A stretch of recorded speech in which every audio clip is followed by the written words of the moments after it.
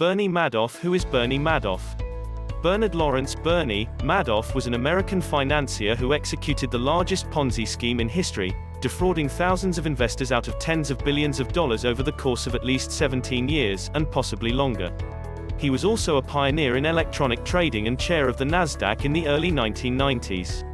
He died in prison on April 14, 2021 while serving a 150-year sentence for money laundering, securities fraud and several other felonies. Understanding Bernie Madoff. Despite claiming to generate large, steady returns through an investing strategy called split strike conversion, which is an actual trading strategy, Madoff simply deposited client funds into a single bank account that he used to pay existing clients who wanted to cash out.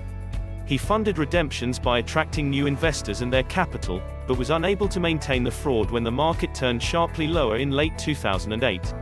He confessed to his sons, who worked at his firm but, he claims, were not aware of the scheme, on December 10, 2008. They turned him into the authorities the next day. The fund's last statements indicated it had $64.8 billion in client assets. In 2009, at age 71, Madoff pleaded guilty to 11 federal felony counts, including securities fraud, wire fraud, mail fraud, perjury, and money laundering. The Ponzi scheme became a potent symbol of the culture of greed and dishonesty that, to critics, pervaded Wall Street in the run-up to the financial crisis. Madoff was sentenced to 150 years in prison and ordered to forfeit $170 billion in assets, but no other prominent Wall Street figures faced legal ramifications in the wake of the crisis. Madoff has been the subject of numerous articles, books, movies, and an ABC biopic miniseries. A brief biography of Bernie Madoff. Bernie Madoff was born in Queens, New York, on April 29, 1938, and began dating his future wife, Ruth née Alpern, when both were in their early teens. Speaking by phone from prison, Madoff told journalist Steve Fishman that his father, who had run a sporting goods store, went out of business due to steel shortages during the Korean War. You watch that happen and you see your father, who you idolize, build a big business and then lose everything. Fishman says that Madoff was determined to achieve that lasting success. His father hadn't, whatever it took, but Madoff's career had its ups and downs. Madoff's early days of investing. He started his company, Bernard L. Madoff Investment Securities LLC, in 1960, at age 22.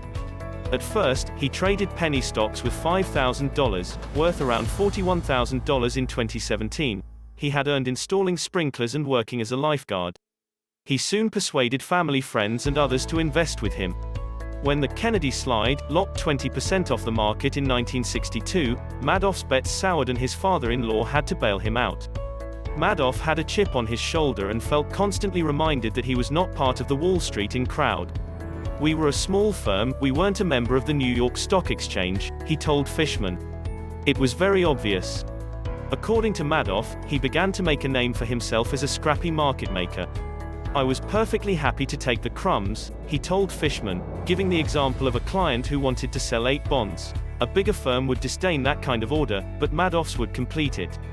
Recognition. Success finally came when he and his brother Peter began to build electronic trading capabilities, artificial intelligence, in Madoff's words, that attracted massive order flow and boosted the business by providing insights into market activity. "I had all these major banks coming down, entertaining me," Madoff told Fishman. "It was a head trip." He and 4 other Wall Street mainstays processed half of the New York Stock Exchange's order flow. Controversially, he paid for much of it, and by the late 1980s, Madoff was making in the vicinity of $100 million a year. He would become chair of the Nasdaq in 1990, and also served in 1991 and 1993. Bernie Madoff's Ponzi scheme. It is not certain exactly when Madoff's Ponzi scheme began. He testified in court that it started in 1991, but his account manager, Frank Di Pasquale, who had been working at the firm since 1975, said the fraud had been occurring for as long as I remember. Even less clear is why Madoff carried out the scheme at all. "I had more than enough money to support any of my lifestyle and my family's lifestyle. I didn't need to do this for that," he told Fishman, adding, "I don't know why." The legitimate wings of the business were extremely lucrative, and Madoff could have earned the Wall Street elite's respect solely as a market maker and electronic trading pioneer. Madoff repeatedly suggested to Fishman that he was not entirely to blame for the fraud. "I just allowed myself to be talked into something and that's my fault," he said, without making it clear who talked him into it. I thought I could extricate myself after a period of time. I thought it would be a very short period of time, but I just couldn't. The so-called Big Four, Carl Shapiro, Jeffrey Piekauer, Stanley Cash, and Norm Levy, have attracted attention for their long and profitable involvement with Bernard L. Madoff Investment Securities LLC. Madoff's relationships with these men go back to the 1960s and 1970s, and his scheme netted them hundreds of millions of dollars each. Everybody was greedy, everybody wanted to go on, and I just went along with it, Madoff told Fishman. He has indicated that the Big Four and others, a number of feeder funds pumped client funds to him, some all but outsourcing their management of clients' assets, must have suspected the returns he produced, or at least should have. How can you be making 15 or 18% when everyone is making less money? Madoff said. How Madoff got away with it for so long. Madoff's apparently ultra-high returns persuaded clients to look the other way. In fact, he simply deposited their funds in an account at Chase Manhattan Bank, which merged to become J.P. Morgan Chase & Co. in 2000, and let them sit. The bank, according to one estimate, may have made as much as $483 million from those deposits, so it, too, was not inclined to inquire. When clients wished to redeem their investments, Madoff funded the payouts with new capital, which he attracted through a reputation for unbelievable returns and grooming his victims by earning their trust. Madoff also cultivated an image of exclusivity, often initially turning clients away.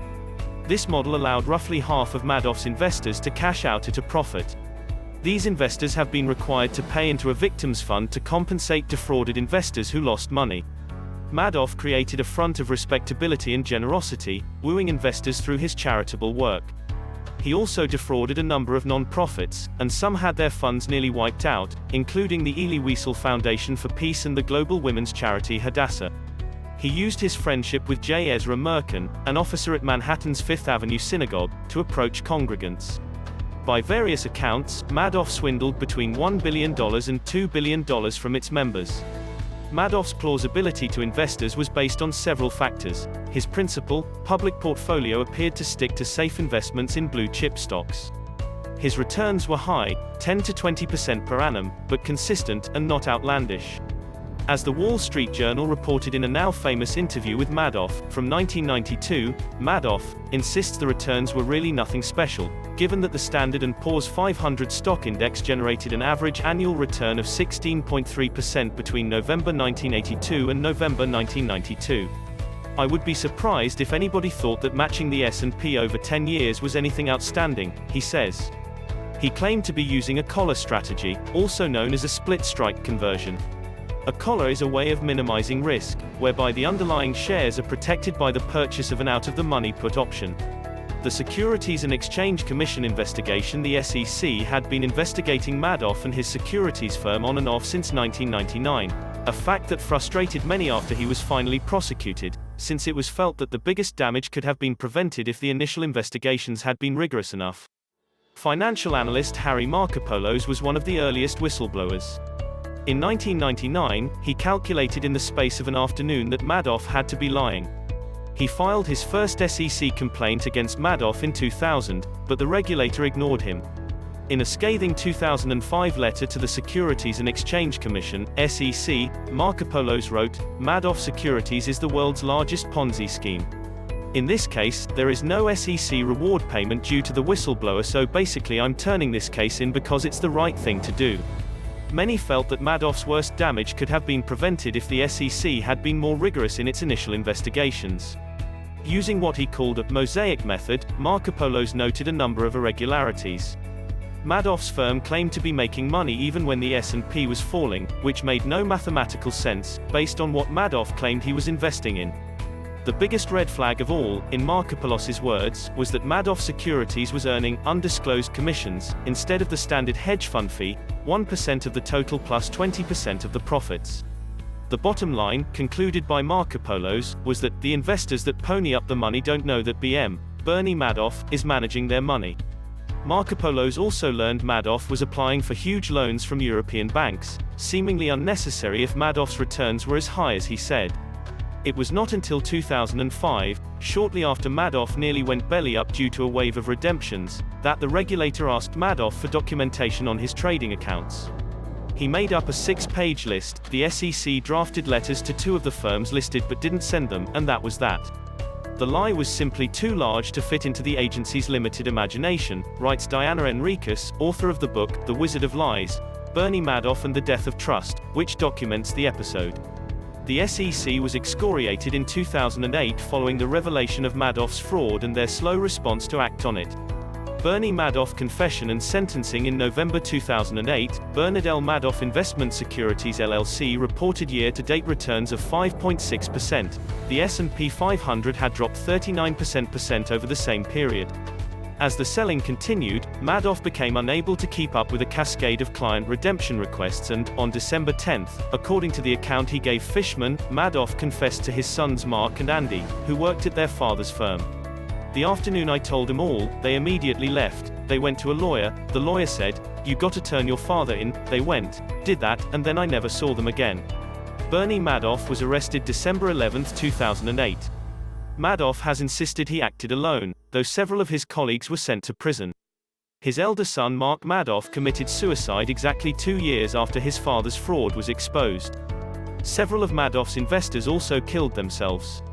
Andy Madoff died of cancer in 2014. Madoff was sentenced to 150 years in prison and forced to forfeit $170 billion in 2009. His 3 homes and yacht were auctioned off by the U.S. Marshals. He resided at the Butner Federal Correctional Institution in North Carolina, where he was prisoner No. 61727-054. On February 5, 2020, Madoff's lawyers requested that Madoff be released early from prison, claiming that he is suffering from a terminal kidney disease that may kill him within 18 months. Madoff is 10 years into his 150-year sentence. Aftermath of the Bernie Madoff Ponzi scheme. The paper trail of victims' claims displays the complexity and sheer size of Madoff's betrayal of investors. According to documents, Madoff's scam ran more than 5 decades, beginning in the 1960s. His final account statements, which include millions of pages of fake trades and shady accounting, show that the firm had $47 billion in profit.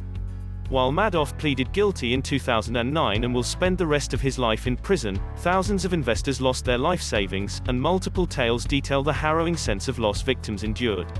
Investors victimized by Madoff have been helped by Irving Picard, a New York lawyer overseeing the liquidation of Madoff's firm in bankruptcy court. Picard has sued those who profited from the Ponzi scheme. By December 2018 he had recovered $13.3 billion. In addition, a Madoff Victim Fund, MVF, was created in 2013 to help compensate those Madoff defrauded, but the Department of Justice didn't start paying out any of the roughly $4 billion in the fund until late 2017. Richard Breeden, a former SEC chair who is overseeing the fund, noted that thousands of the claims were from indirect investors, meaning people who put money into funds that Madoff had invested in during his scheme. Since they were not direct victims, Breeden and his team had to sift through thousands and thousands of claims, only to reject many of them. Breeden said he based most of his decisions on one simple rule: did the person in question put more money into Madoff's funds than they took out? Breeden estimated that the number of feeder investors was north of 11,000 individuals. In a November 2018 update for the Madoff Victim Fund, Breeden wrote, "We have now paid over 27,300 victims an aggregate recovery of 56.65% of their losses, with thousands more set to recover the same amount in the future." With the completion of a third distribution of funds in December 2018, in excess of $2.7 billion had been distributed to 37,011 Madoff victims in the US and around the world. Breeden noted that the fund expected to make at least one more significant distribution in 2019, and hoped to resolve all open claims.